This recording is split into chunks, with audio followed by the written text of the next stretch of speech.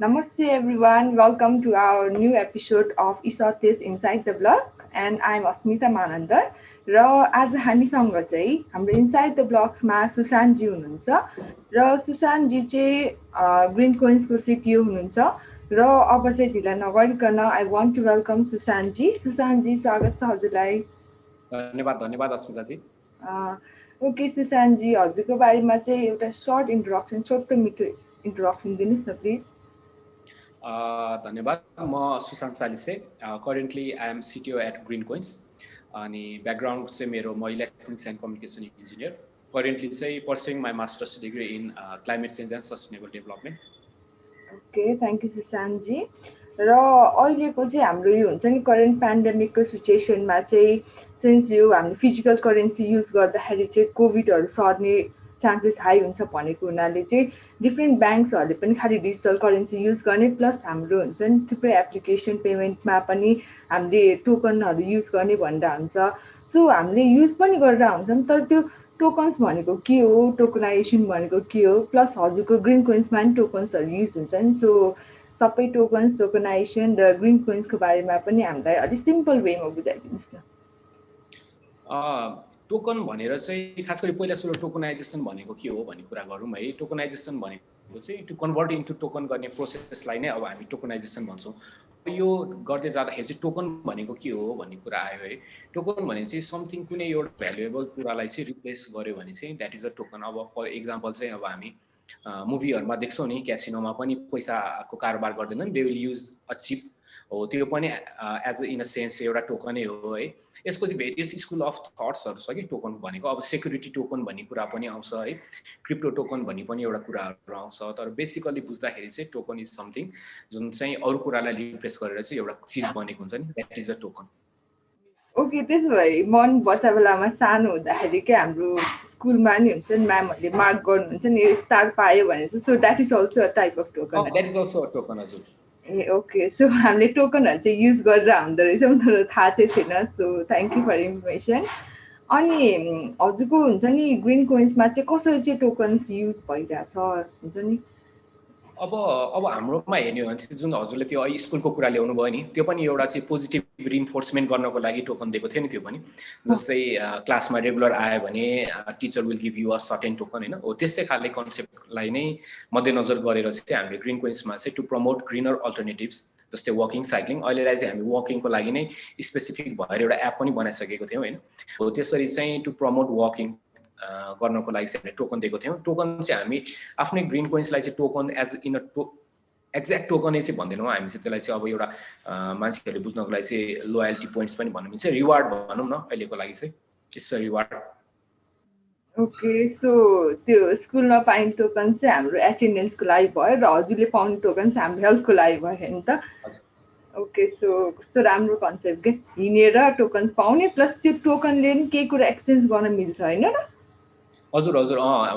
At the am त हाम्रो त्यो टोकनहरू चाहिँ एक्सचेन्ज गरेर यु फाइन्ड समथिङ भ्यालुएबल जस्तै अब कुनै रेस्टुरेन्टमा गएर खाना खाने होला अब अथवा कुनै सेकेन्ड ह्यान्ड बाइङ सेलिङको कुराहरू हुनसक्ला त्यस्तो चाहिँ you can do that with the help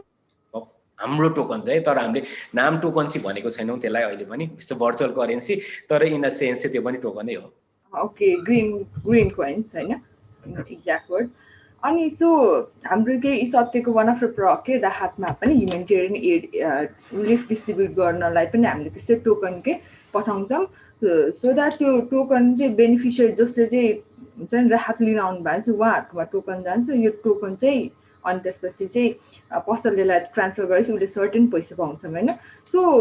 त्यहाँ हजुरको ग्रिन कोइन्स र राहतको चाहिँ सेम टोकन्स नै भयो तर हाम्रो त्यो राहतमा चाहिँ टोकन्स चाहिँ ब्लकचेन टेक्नोलोजीको थ्रु चाहिँ ट्रान्सफर गर्छौँ क्या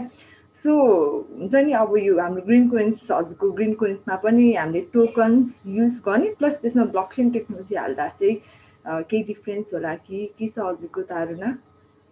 हाम्रो लङ रनमा कुरा गर्ने हो भने चाहिँ ग्रिन कोइन्सलाई पनि ब्लक चेनमा लग्ने भन्ने नै हाम्रो लङ रनको सोच हो है। त्यसलाई चाहिँ अब क्रिप्टो करेन्सी नभनौँ अहिलेलाई, त्यो चाहिँ अब गभर्मेन्टले सायद यो पोडकास्टै बन्द गरेर क्रिप्टो करेन्सी नभनौँ, ब्लक चेनमा चाहिँ हामी लग्छौँ भनेरै हामी एकदम लागि परिरहेछौँ। जस्तै राहतमा पनि उहाँहरूले पनि एकदमै रिमार्केबल कामहरू गरिराख्नु भएको छ है यसरी नै। अनि हामी अझै पनि त्यो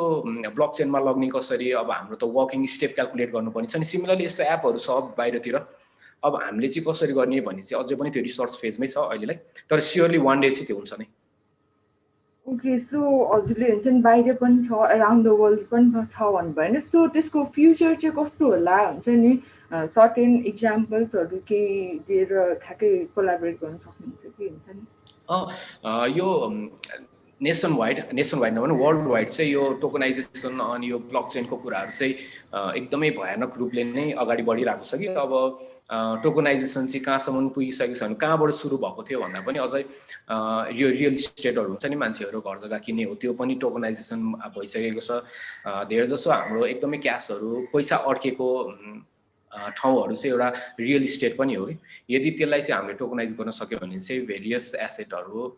टोकनाइज गर्न सक्यो भने चाहिँ त्यो लिक्विडेड एसेटहरूलाई चाहिँ हामीले चलाउन सक्छौँ भन्ने एउटा त्यस्तो कुराहरू पनि छ देश विदेशमा चलिरहेको।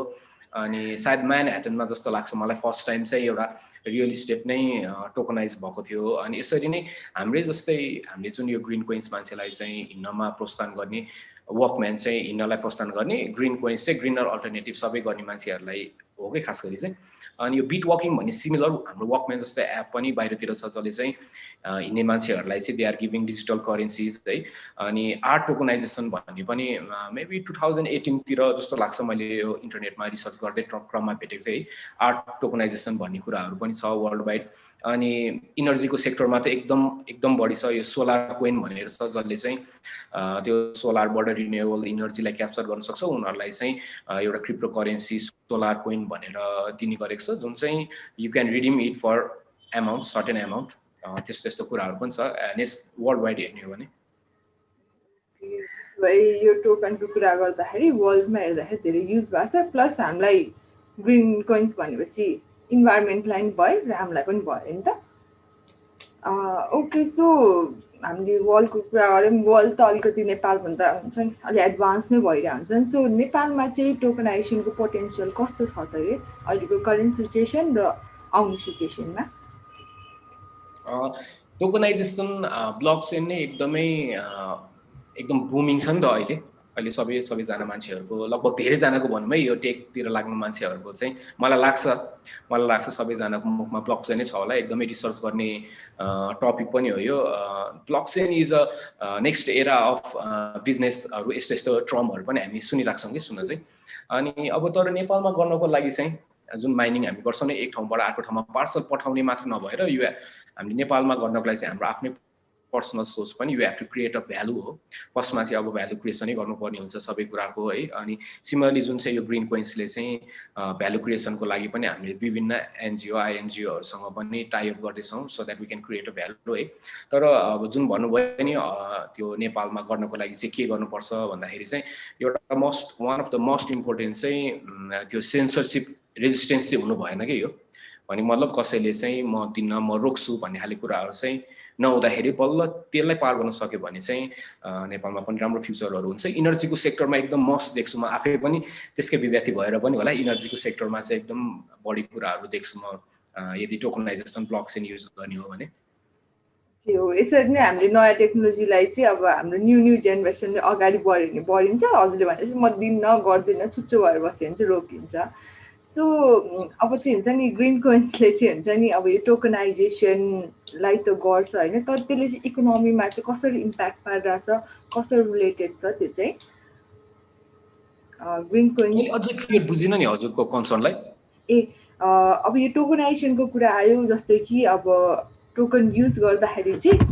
सर्टेन रिवार्ड आउने भन्यो नि त होइन। सो त्यो रिवार्ड चाहिँ इकोनोमीसँग कसरी रिलेटेड छ त कि ग्रिन कोइन्सबाट अब सर्टेन डिस्टेन्स ट्राभल गऱ्यौँ त्यसपछि टोकन्स आउँछ भन्नुभयो। सो हजुर चाहिँ एक्सचेन्ज गर्न मिल्छ भन्नुभयो नि। सो त्यसलाई अझै अलिकति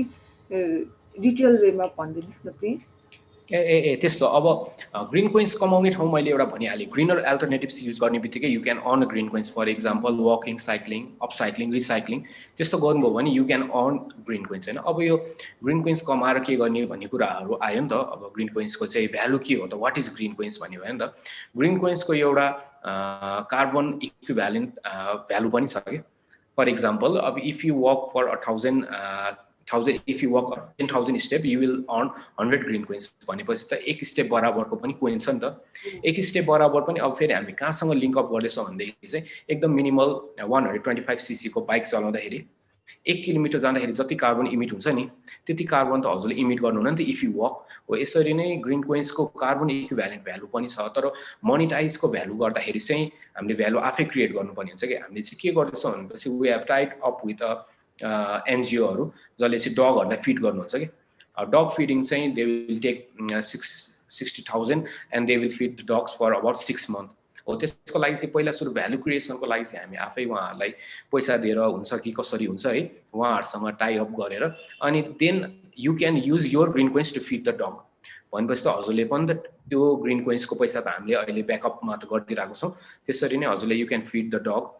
यसरी पनि हामीले भ्यालु क्रिएसनमा गइरहेको छौँ सिमिलरली ट्री प्लान्टेसनहरू पनि you can plant a tree using green coins है त्यसरी पनि हामी भ्यालुहरू क्रिएट गर्दैछौँ अनि एउटा मोस्ट इम्पोर्टेन्ट जुन चाहिँ नेपालमा विदेशभरि पनि एकदम युज भइरहेको चाहिँ हामीले चाहिँ इ कमर्स भन्छौँ नि हामीले आफ्नो प्लेटफर्ममा चाहिँ त्यसलाई ग्रिन कमर्स भनेर भन्छौँ कि यु क्यान डिस्काउन्टको लागि चाहिँ you can redeem green coins to get discount भनेपछि फर इक्जाम्पल हो एउटा इक्जाम्पल पनि सुनिहेर्नु म एकदम धेरैलाई यो इक्जाम्पल दिइरहेको हुन्छ कि 100 रुपियाँको मोमो छ 100 रुपियाँ प्लेटको मोमो छ भनेदेखि you will be using 90 rupees